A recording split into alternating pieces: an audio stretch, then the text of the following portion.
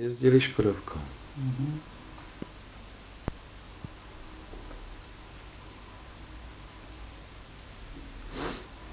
No to měli v opravně, dneska jsem jí přines spravenou a... Opravdu auto?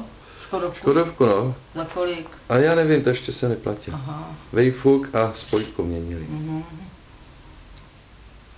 Hele, a takový náznak, No. že se tam bude stěhovat, žádný není do Liberce. No nevím, já se s ní nemluvím. Si to moc nechce asi. Já nevím, posledně jak tady byla to už je dlouho, tak že on by chtěl, aby tam šla, aby, my jsme tady dneska, tohle jsme říkali, aby se sem nenastěhoval Pepa. K ní. No, tak to mě musela dát za byt.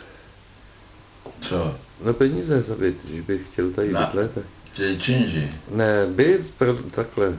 No to by byla blbost, ale... No ne, tak kdyby mě zaplatila byt, tak jo. No, to je ale 500, 600 tisíc. No já vím, i 800, no. 800, že jo?